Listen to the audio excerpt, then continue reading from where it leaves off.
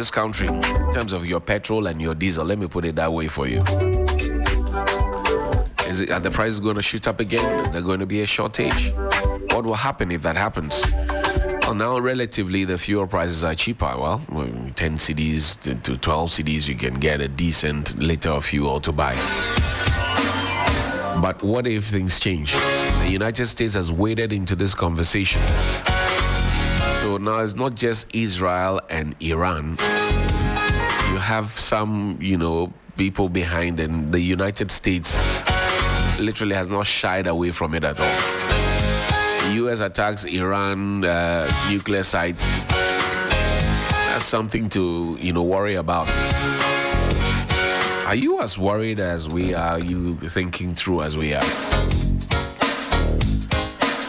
And some people have started doing some permutations already regarding what the long-term effect of this war would be. Remember the Russia-Ukraine war?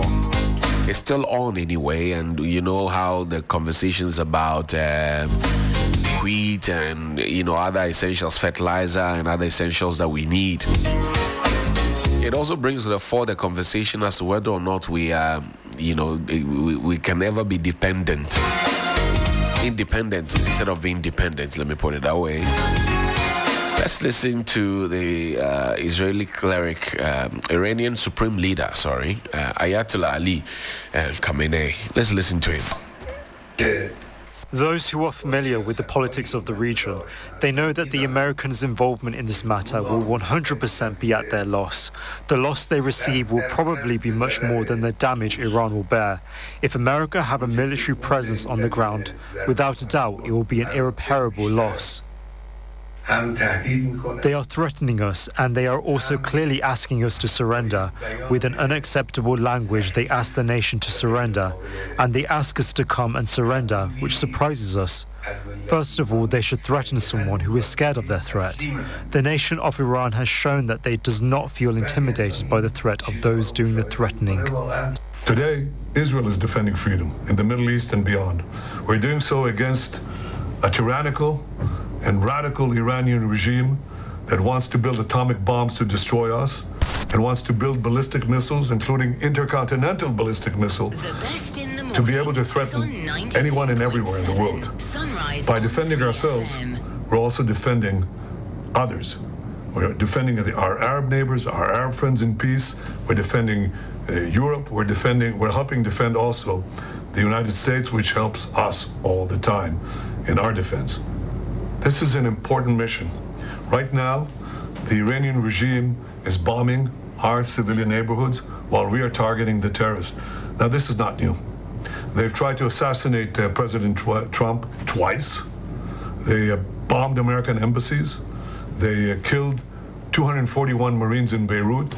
They killed and injured thousands of Americans with their IEDs in Iraq and Afghanistan. They burn the American flag. They chant endlessly, death to America. Our enemy is your enemy. And by doing what we're doing, we're dealing with something that will threaten all of us sooner or later. Our victory will be your victory. How do we intend to achieve that victory? Well, we've already done great things. We've taken out their senior military leadership. We've taken out their senior technologists who are leading the race to build atomic weapons that would threaten us, but not only us. We've done all that and many other things, but we are also aware of the fact that there's more to be done. So we're preparing. We paved the way to Tehran, and our pilots over the skies of Tehran will deal blows to the Ayatollah regime that they cannot even imagine. And I can tell you this, we have indications that senior leaders in Iran are already packing their bags. They sense what's coming. Thank you very much. A short time ago, the U.S. military carried out massive precision strikes on the 3 key nuclear facilities in the Iranian regime: Fordow, Natanz, and Esfahan. Everybody heard those names for years as they built this horribly destructive enterprise. Our objective was the destruction of Iran's nuclear enrichment capacity and a stop to the nuclear threat posed by the world's #1 state sponsor of terror. Tonight, I can report to the world that the strikes were a spectacular military success. Iran's key nuclear enrichment facilities have been completely and totally obliterated. Iran, the bully of the Middle East, must now make peace. If they do not, future attacks will be far greater and a lot easier. Today, I wish to reaffirm that our commitment to the people of the Savannah region will never shake. Despite the work we have done in stabilizing the economy, Ghana is not immune from the shocks of global events. Recent events in the Middle East, which involve an exchange of missiles between Israel and Iran, have started to escalate crude oil prices dramatically. I've asked our Minister of Finance and Minister of Energy to keep a close eye on the development and model the possible impacts on our petroleum prices and prepare measures to protect the recent gains that we have made. Let's go on to the phone line. I speak with Professor Daniel Dramani Kipo Sunyezi. Prof, thank you very much for your time. Good morning. Yeah, good morning. Thank you too. Iran and Israel at each other. Should Ghana be worried? Yes. The crisis, obviously, Ghana should be worried. For the reason that these are very strong countries. Israel, in terms of military, Iran has several thousands of missiles.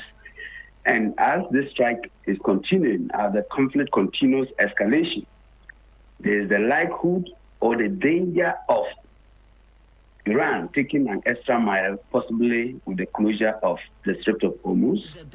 And once that happens, it means that it's going to affect the shipping line, the busiest area in terms of oil movement.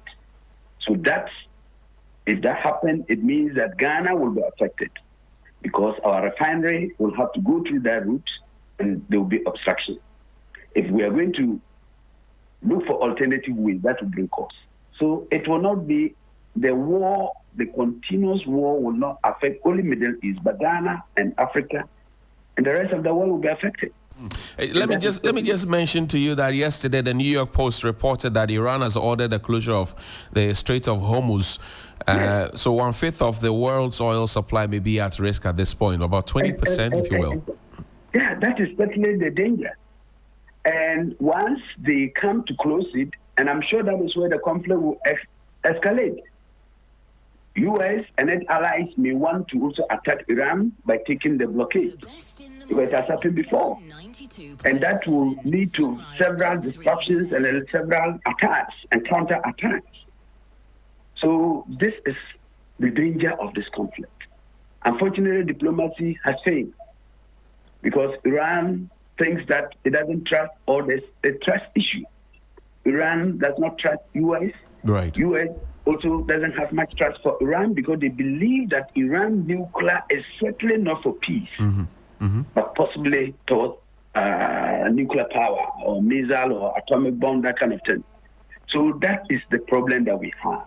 We need maybe possibly neutral mediators, possibly Russia could be a good one because Israel has some respect for Russia and Iran also see Russia as an ally. So if we have an approach, Russia, US together, and EU, possibly, that possibly could get us a diplomacy to work in that context. Sorry, Doc. What moral right will Russia have, particularly when they are also at war with Ukraine? You are the international relations expert. You are fighting, but you are telling me to cease fire. I don't quite get how Russia would have that, temerity to make that appeal to the two countries. Can they? Yes. You see that even Russia indicated that they do not have any interest in joining or in this because they already have a war at hand, and that's Ukraine war. That's right. Russia has said it already. But that notwithstanding, somebody will say that what role will U.S. also be playing because U.S. has also attacked Iran. So what will be their moral? So that issue will also be there.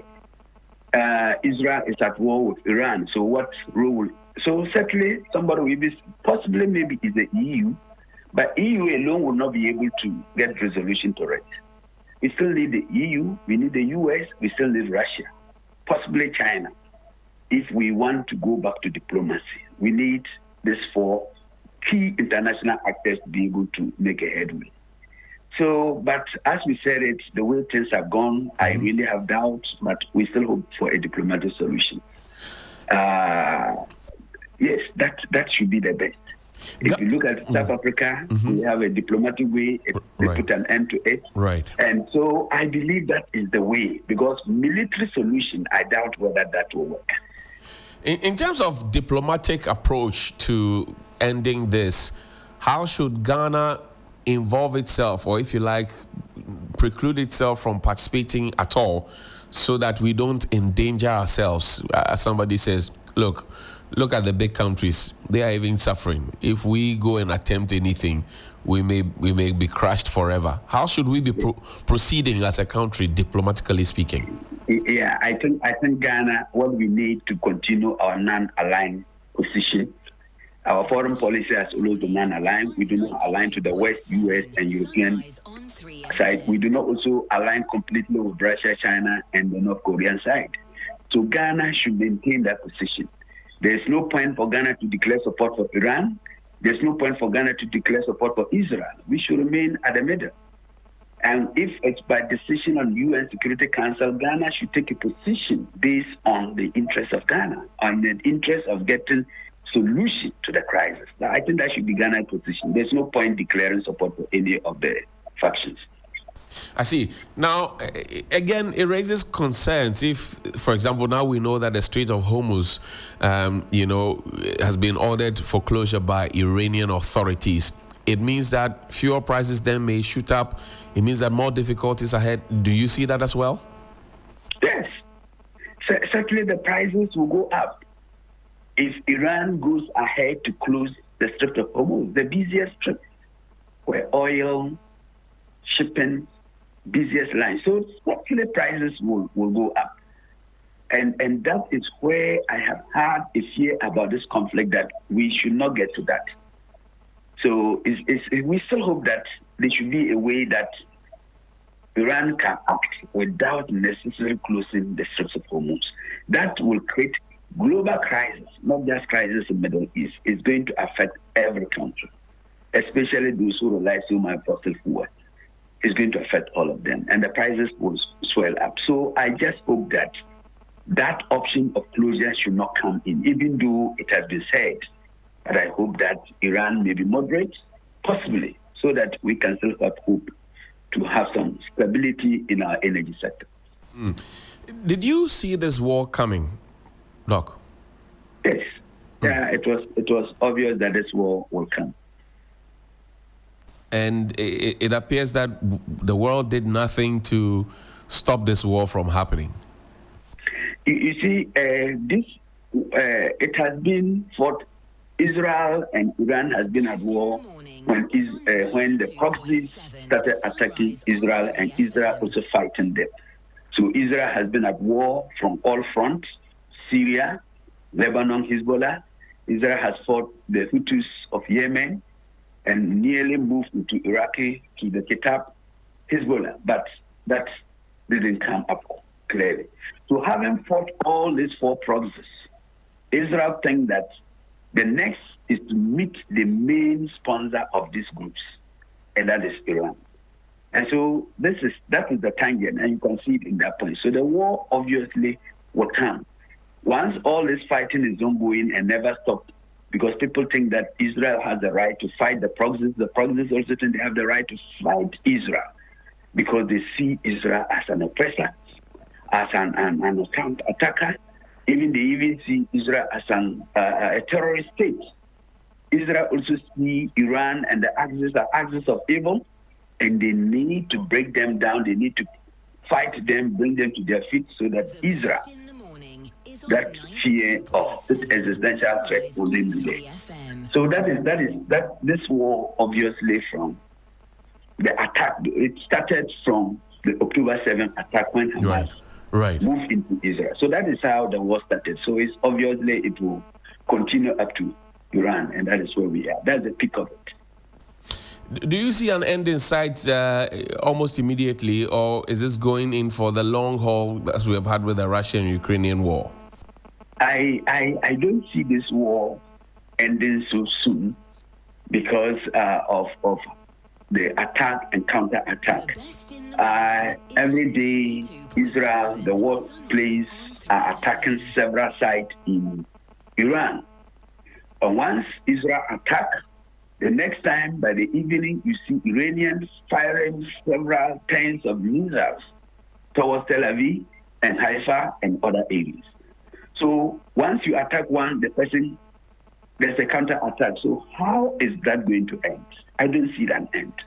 The only thing that will bring to an end is when another mediator or somebody is able to put pressure on Israel not to attack. Then Iran will not attack. But once Israel attacks, Iran will attack back. And if Iran also comes to attack Israel, Israel will attack back because they all believe in vengeance. So I don't see it coming to an end, possibly unless I trust that UN Security Council possibly can be an avenue where a resolution will be adopted and put in it. However, that also there's a problem of veto power. The resolution that is drafted by Pakistan and China and Russia, I'm afraid US may veto it. And so when we look around all this, we don't really see where the solution will come from. But I think that UN Security Council is the alternative, with the hope that all the council members will reason through, pass a resolution so that there will be a ceasefire. That, on that platform, I trust that we can have a ceasefire, a UN Security Council decision. International laws have been broken. Some have called this war genocide. Sanctions should be applied at this point, somebody said. But then also, the questions are being asked. Okay, so Israel has broken international law, attacked Iran. Iran has not attacked any country in 300 years, and they have a right to defend themselves.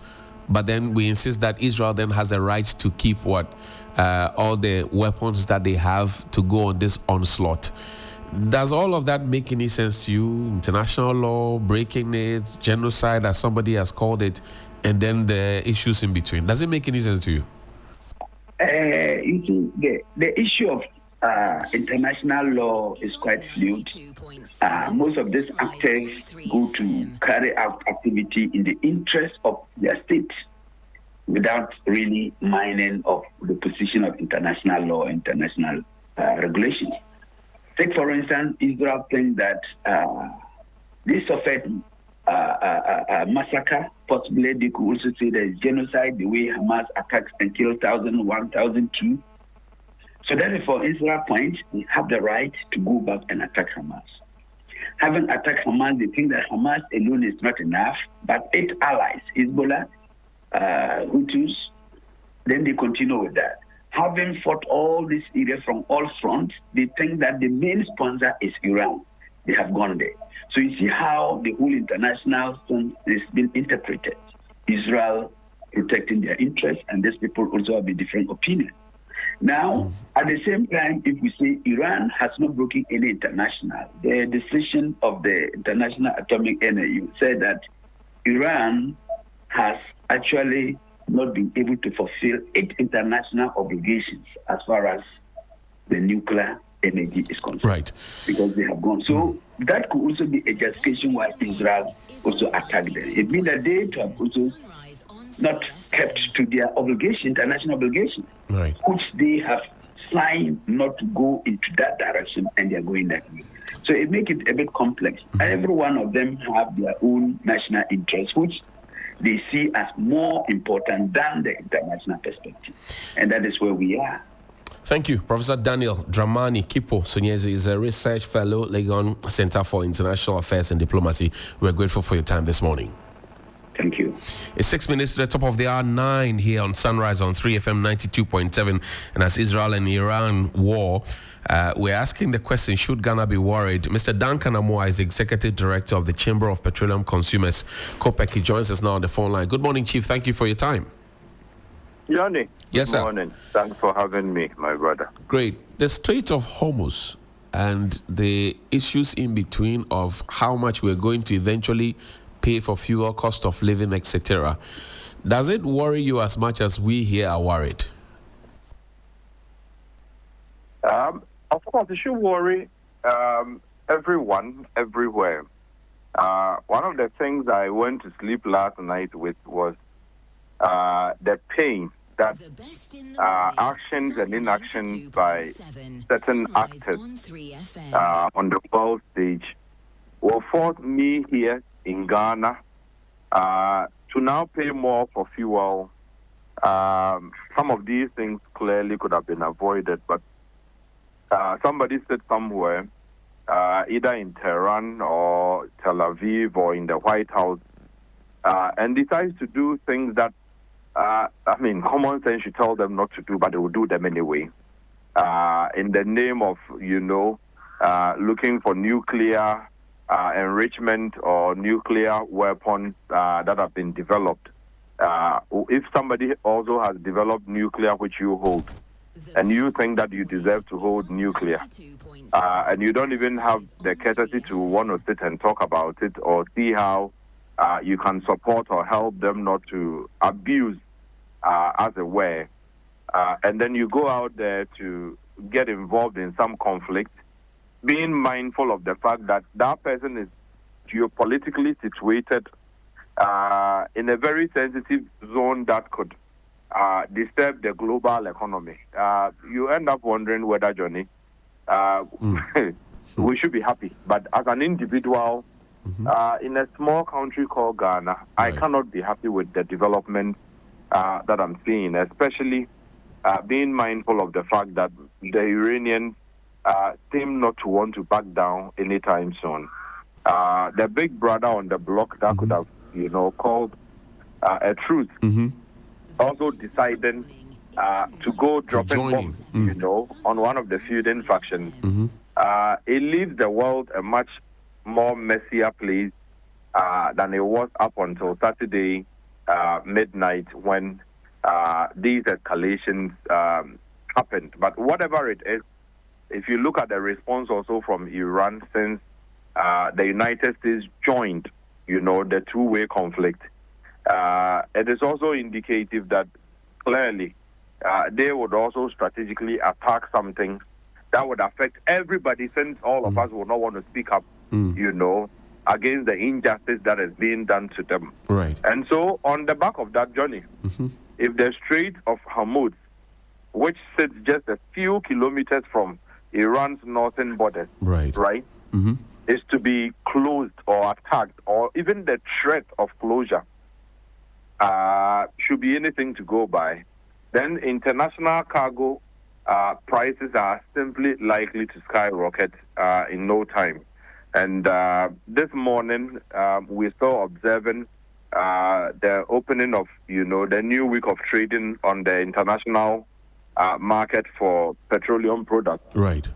Whatever the surges would be, I'm not sure will be as difficult or as bad as when the Strait of Hormuz finally either gets closed or the threat is seen to be manifest in any way, shape, or form. If that happens, I'm not sure any of the cargoes that use that route to Asia and parts of Africa would want to even dare use it, especially when you know that you could be bombed anytime for just flying that route from one of the countries that is clearly aggrieved. So we are in for a rough patch. We are in for some instability as far as the global commodity pricing space is concerned, especially for petroleum. And that for Ghana should even be more worrying because, as you probably heard, our buffers are all down as we speak.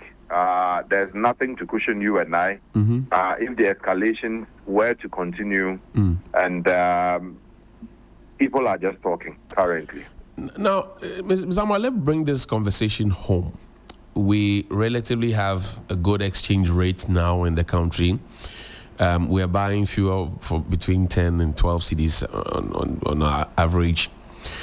If the situation that you are describing for us outside Ghana pertains, what would that mean for us here, down here, how much, for example, are we going to be buying fuel for, and if you will, the exchange rate, because then we're going to buy the barrels in dollars, etc. Bring the conversation home to us so that those who sit in Ghana to say, oh, wait there, say fire, Iran, Egypt, Israel, and what is my problem with it? Bring the conversation home for us. Johnny, like I indicated, I went to bed last night wondering why I would have to pay more after a government seemed to have done its bit to bring fuel prices down, seemed to be cooling the economy so that we can actually survive and thrive. But it is not that far. You would hear Iran, Israel, and think that, oh, they are thousands of miles away from us, and so whatever it is, that we can't be bothered. Ghana is importing finished products for taxi, trotro, Uber, Okada, everybody to, get by or drive. Right. The finished product is coming from crude. The crude passage, about 20 to 25% of that is coming from that particular region and that particular passageway, or, choke point, as they call it.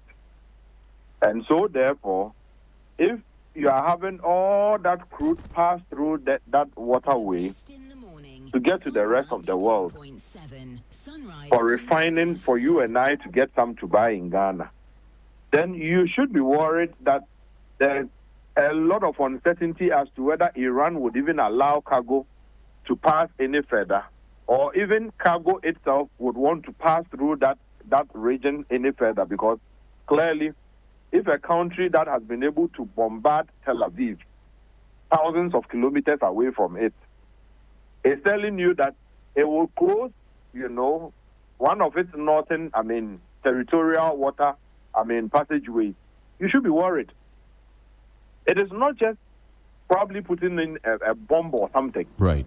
That threat alone, if I own a cargo, vessel that probably shuttles, within that space, I'll be careful allowing it to go through and then get caught in something, right? Mm-hmm.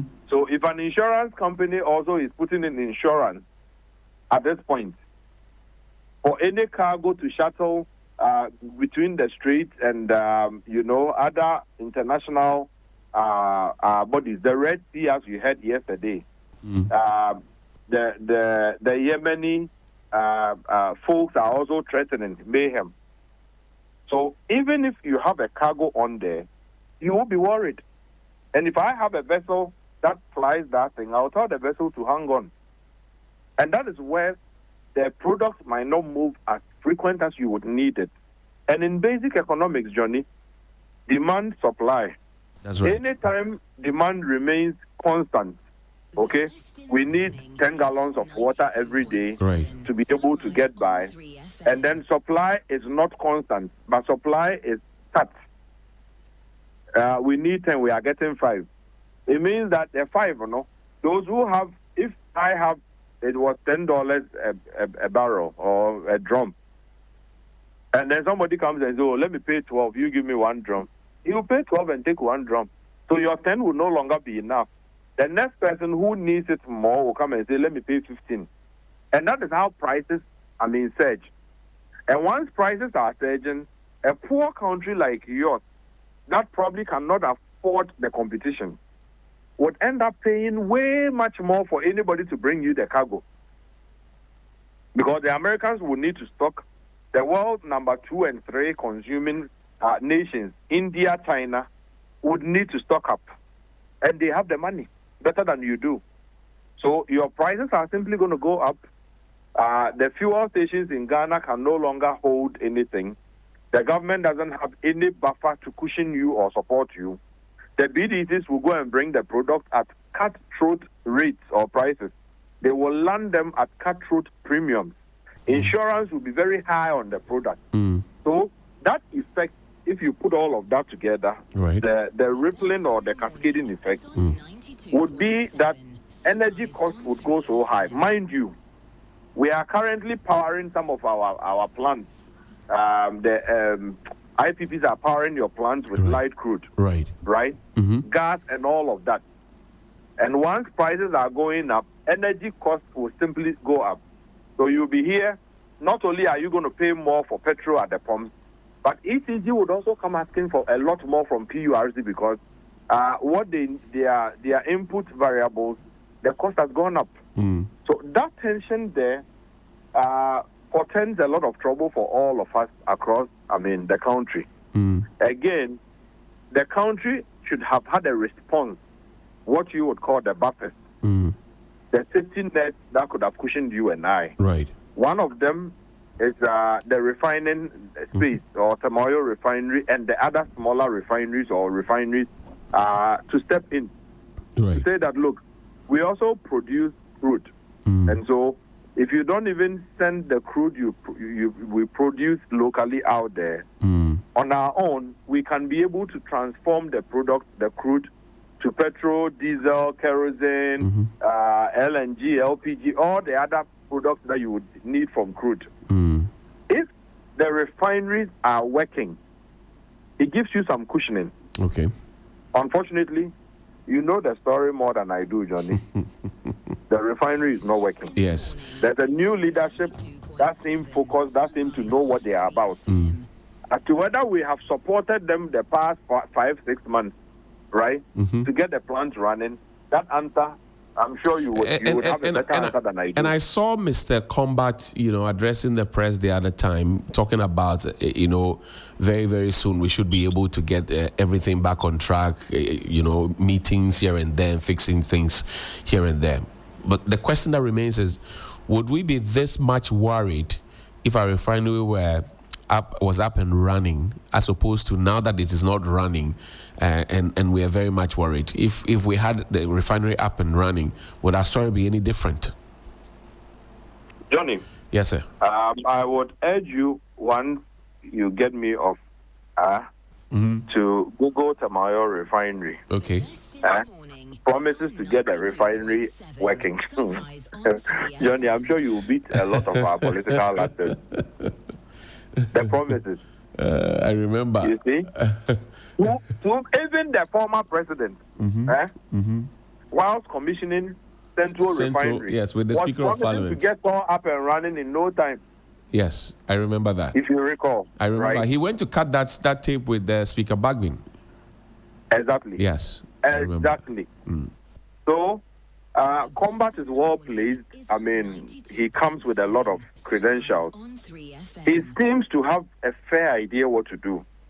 But until the state or the government comes in to support with logistics, resources, equipment, the crude itself, until the government decides to wipe that debt of 513 million sitting on their books, right? No credible entity would want to deal with you because you owe. If I bring you the product you sell, you use it to pay your debt. Right. So we need to help them. And that is where the cash is. As for the desire for my brother Combat and Mustafa, you see, for Abubakar to want to do the right thing, you can tell from the press conference they did yesterday that they have a desire to do the right thing. But is the state supporting them enough? That question, Johnny, I am sure I would leave to you once again, because like I said, you follow this space a lot more than some of us even do. So we need to support them beyond the rhetoric, beyond the we will deliver, beyond we are doing, we are putting in place this. We want to hear we have done. This is the result. That's right. And once that is done, you can be assured of some, energy or petroleum security from the refining enclave. And it should not just be about Tor. Right. Bro, you have private refineries that would also need to be aided, because once they are working, they will work to ensure, petroleum security for all of us. If Central is adding 30,000 barrels daily, or is doing 50,000 barrels daily, the other smaller refineries can together do 10,000, 20,000. You can be able to safely be self-sufficient, meet your net national demand for finished products without importing from Europe and thereby going to pay top dollar to bring a vessel all the way from Europe to bring refined product when you can have it in Tema. So that is one of the buffers that the authorities would need to strategically look at and immediately. Great. It shouldn't be we are waiting till September or December or August. What they need are not things out of this place. They need logistics. They need the money. Okay? Let's put in some investment and give them KPI and insist that, look, we are putting in 100 million USD. We are not expecting you to run down the place and come and tell us the 100 million USD cannot be accounted for. If that happens, we'll take you to Yoko and jail you. Right? Right. Put in some investment and help them to function. That is not needed. Then you have an institution like BOST. In 93, when we were paying for BOST tanks using gold money, the thinking was not for BOST to now come and behave as though it's a private BDC. Right. No. Bulk oil storage. Look at the name of bulk oil storage. And then transportation. Today, it is bulk oil trading. It goes to buy and selling. And we don't keep any strategic stock. And we are happy. The United States can afford today to go and bomb Iran because even when energy cost or petroleum costs go up, they have what they call Oklahoma cushioning. Right. Right. Where they have stored crude, some for as long as 20 years, 30 years.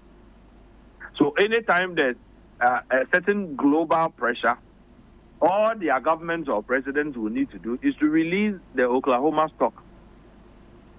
And it gives them some leverage. We have created one called BOST. Well, it's not and it has its best, departed completely from the mandate. Johnny? Duncan, we'll leave it here. I'm happy that you spent your morning with us. We're grateful. Thank you very much. Thank you, Johnny. But I will want you to go and do the assignment. I just opened it. I just opened it. If you were in the studio with me, you would see my dashboard now. I just opened it. That's why I want us to end the conversation. I don't want to go back to it again. Duncan, thank you very much indeed for your time. Johnny, thank you for having grateful. me. Duncan Amon is the executive director of the COPEC Consumers, and Elikem Kotoko is deputy CEO at the Forestry Commission. Good morning to you, Elikem, and keep up the good work that you are on at the Forestry Commission.